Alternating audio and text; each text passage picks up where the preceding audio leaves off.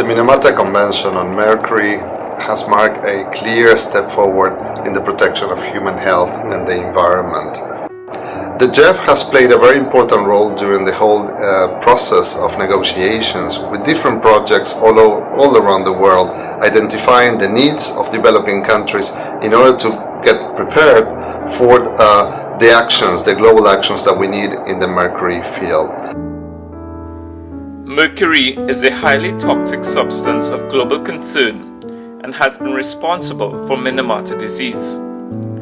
The JEF has been designated as a major component of the financial mechanism of the convention and is charged with funding the implementation of the convention in developing countries and countries with economies in transition.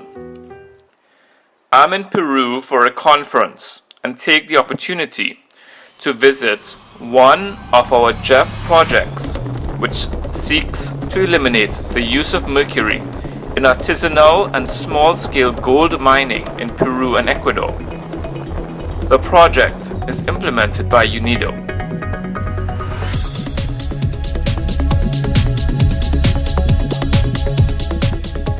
I head to Sookdeo in northern Peru to look at two examples of gold mining and processing.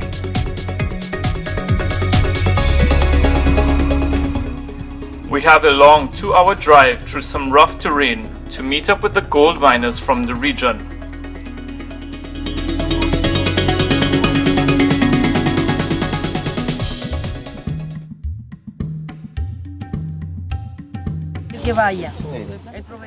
They explain the different types of ore that comes out of the mines. The red ore contains oxide minerals and is processed on site to extract the gold.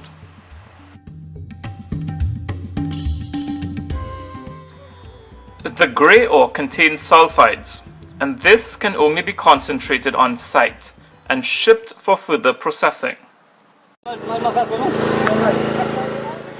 The miners show us the mine shafts, which are pretty daunting, but since I'm already here, I decide to go down the rabbit hole myself to experience what the working conditions are, and I find it's not very fun.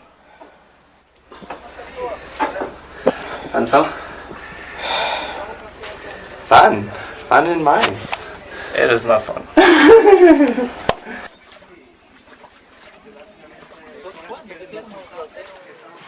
For extracting gold with mercury, the rock is first ground in these large mortar and pestle devices. Here, a young boy is extracting gold from the tailings of a previous extraction. In this vessel, there is approximately 500 grams of mercury and likely only 1.5 grams of gold. The sediments are then panned to separate the heavier mercury and gold from the rest of the material. The mixture is then squeezed through cheesecloth to remove the excess mercury, leaving behind a gold and mercury amalgam.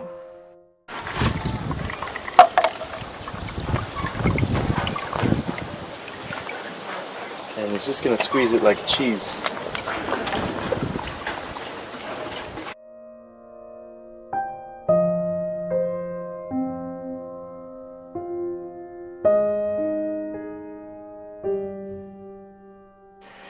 You can see that the miner is directly being exposed to toxic mercury.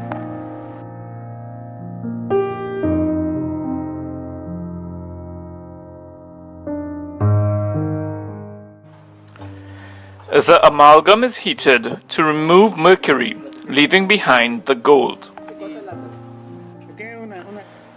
In the second site, we see the alternative practice where mercury has been replaced by cyanide extraction. To start the process, the ore is crushed using a ball mill.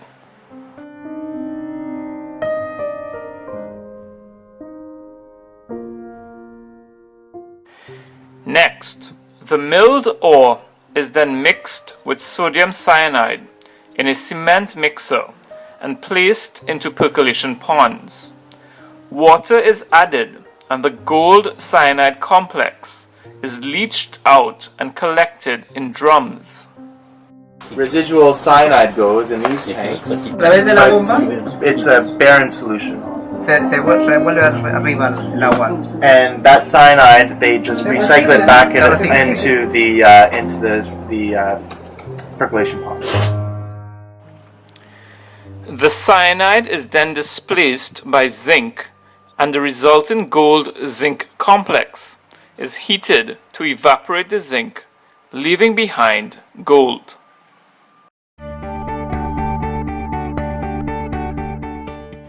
While cyanide is an acute toxin, once the process is carefully monitored and controlled, in this case, keeping the solution at a pH above 11, the method poses little threat to humans.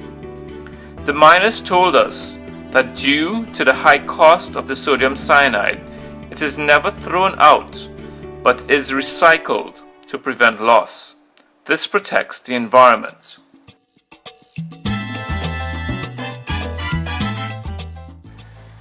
In speaking with the community, it is clear to me that future investments can assist in completely eliminating the use of mercury in the region, to both improve the environment and the health and prosperity of the mining communities in Sookdeo. As we head towards implementation of the Minamata Convention, the results of projects like this one will help us understand how we can shape future assistance.